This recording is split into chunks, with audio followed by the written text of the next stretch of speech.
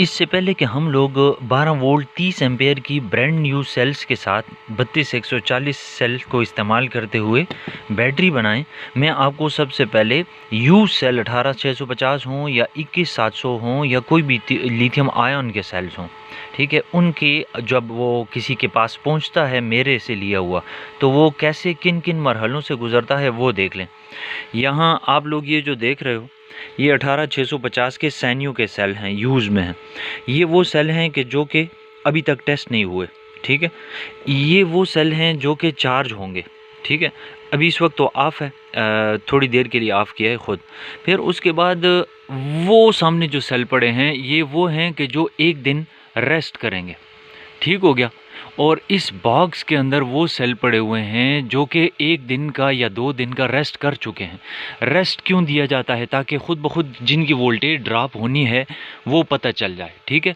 तो 1 दिन रेस्ट करेंगे, 1 दिन रेस्ट कर चुके, और रेस्ट के बाद जो अगला मरहला है वो टेस्टिंग का है, जिसके लिए फ़ैन चल रहा है और ये उसमें टेस्टिंग जारी है। तो ये जिस वक्त आपके पास पहुंचता है, तो वो जिस वक्त ये नंबर लिखा होता है ना, तो ये किन किन मरहलों से गुज़रता है वो आप नोट कर लें कि वो यहाँ पर चार्जिंग के दौरान साथ साथ हाथ रख के देखा जाता है कि भाई फ़ैन के लगे हुए के बावजूद गैर ज़रूरी गर्म तो नहीं हो रहा। एक होता है नॉर्मल गर्म होना, जो कि आम बात है। एक होता है एब नॉर्मल गर्म होना, इतना कि इसको हाथ ही नहीं लगाया जा रहा। ऐसे सेल आप इस्तेमाल नहीं करेंगे, कभी भी इस्तेमाल नहीं करेंगे, वो ब्लास्ट करेगा, नुकसान का सबब बनेगा, ठीक है। ऐसा सेल निकाल दिया जाता है उसके अंदर से, अपने स्टॉक के अंदर से। तो आपको ऐसा कभी भी शिकायत नहीं मिलती कि भाई ये सेल जो था वो ख़राब था और ये था वो था। शक्ल जो है थोड़ी गंदी होती है, ज़ाहिर है इस वक्त भी मेरे हाथ चिपक रहे हैं क्योंकि इनके साथ ग्लू लगी हुई है, ये ब्लैक कलर की टेप लगी हुई है, लेकिन खैर ये कोई इतना बड़ा इशू नहीं है। मेन चीज़ तो इसकी क्वालिटी है। चाइना के ये जो आप एप्केना वगैरह नाम के सेल्स का सुनते हो, ये देखने को तो ब्रांड न्यू है, लेकिन मुझे ज़ाती तौर पर क्या पसंद है, ये यूज्ड में उससे ज़्यादा परफॉर्मेंस वाइज अच्छे हैं। ये जापानी सेल हैं सैनियो के, करंटली तकरीबन 1200 का स्टॉक है। अनकरीब में इनको टेस्टिंग करके कंप्लीट करके अपने कैटलॉग में स्पेस दूंगा, क्योंकि पीछे काफ़ी ज़्यादा स्टॉक ख़त्म हो चुका है। तो आ जाते हैं वापस अपने सेलों की तरफ। मैंने यहाँ पर 12 वोल्ट की लिथियम आयन की बैटरी बनानी है 30 एम्पेयर में।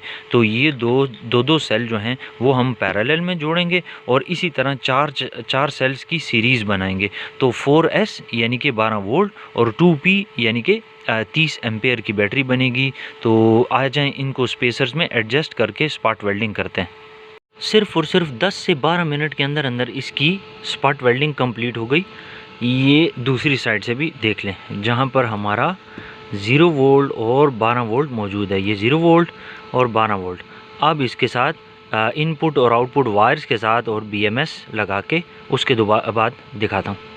तो ये देख लें, BMS वगैरह कनेक्ट हो चुका है। इसकी सेंसिंग वायर्स की तरतीब जो लोग सीखना चाहते हैं वो एक नज़र डालें। ये 4S का 100 एम्पेयर में सबसे लो बजट में BMS है, जो कि अच्छा काम करता है। कट ऑफ फंक्शन वगैरह इसके अंदर मौजूद है। इसमें टोटल 5 पॉइंट्स होते हैं, जिनमें सबसे पहला वाला जो है वहाँ एक नाजुक सा छोटा सा आपको ब्लैक कलर का ये देखें SMD रजिस्टर नज़र आ रहा होगा, 0 लिखा हुआ है। मैंने उसको छोड़ दिया और उसके बाद सबसे पहला पॉइंट है जहाँ B2 लिखा हुआ है, ठीक है, B2 लिखा हुआ है, वहाँ से शुरू किया। तो ये मेरा सबसे पहला वो पॉइंट है जहाँ पर 3 वोल्ट वाला कनेक्शन लगेगा, ठीक है। 0 वोल्ट वाला, ये 0 वोल्ट वाला पॉइंट है। यहाँ मैंने 2.5 mm की प्योर कॉपर की DC तार को कनेक्ट किया। ये B- वाला पॉइंट है, ठीक है। B- ये वो पॉइंट है जहाँ बैटरी का 0 वोल्ट लगेगा। फिर उसके बाद इसी पहली बैटरी का +3 वोल्ट वाला पॉइंट, यानी पहला पॉजिटिव, वो आके यहाँ लगेगा, दूसरा दूसरे के साथ लगेगा, तीसरा पॉइंट तीसरे सेल के पॉजिटिव से लगेगा, चौथा पॉइंट जो है वो चौथे सेल के पॉजिटिव से लगेगा, ठीक है। और आपके कनेक्शन कंप्लीट हो गए।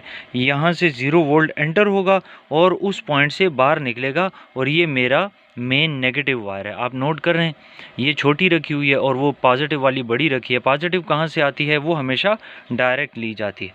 अब करना ये है कि इसको पैक करने से पहले एक बार इसकी वोल्टेज को चेक कर लेते हैं। तो मल्टीमीटर पे देख लें, फ़िलहाल मैंने पॉजिटिव जो है वो कनेक्ट किया हुआ है, नेगेटिव जो है वो मैं यहाँ पर लगा रहा हूँ, जो कि वो उधर वायर के साथ लगाना था। मैं यहाँ BMS के साथ टच करता हूँ। आप ज़रा ये अब लगा दिया। ये देख लें 13.13 वोल्ट्स दे रहा है।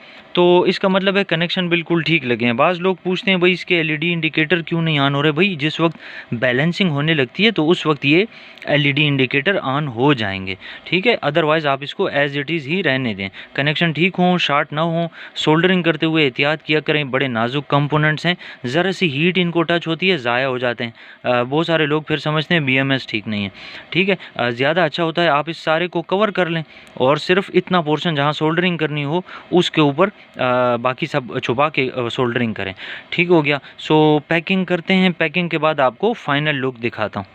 तो फाइनल लुक हमारी बैटरी की बिल्कुल आपके सामने है। प्लस और माइनस के ऊपर मैंने 2.5 mm की प्योर कॉपर की DC वायर्स अटैच कर दी हैं। 310 मिलीमीटर का हीट शिरिंग पेपर लगाया है और एक छोटा सा क्लाइंट की डिमांड के मुताबिक वोल्टमीटर भी अटैच कर दिया गया है। ये जिस वक्त फुल चार्ज हो जाएगा तो भी 13.2 13.3 वोल्ट के ऊपर ही होगा।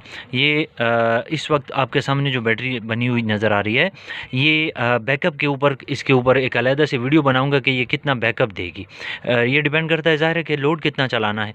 तो आपको भी अगर ये बैटरी तैयार चाहिए हो तो स्क्रीन पे नंबर आ रहा है। इस जैसी बहुत सारी बैटरीज जो मैं पहले बना चुका हूँ वो भी स्क्रीन पे दे रहा हूँ। आप ख़ुद बनाना चाहें तो भी इसी नंबर के ऊपर व्हाट्सएप के ज़रिए आप रब्ता करके हासिल कर सकते हैं तमाम तर मटीरियल, चाहे स्पेसर हों, उन पर लगने वाले सेल्स के स्टिकर्स हों, छोटा साइज सेल हो, बड़ा सेल हो, जिस तरह का भी मटीरियल चाहिए हो इसी नंबर के ऊपर आप रब्ता करेंगे।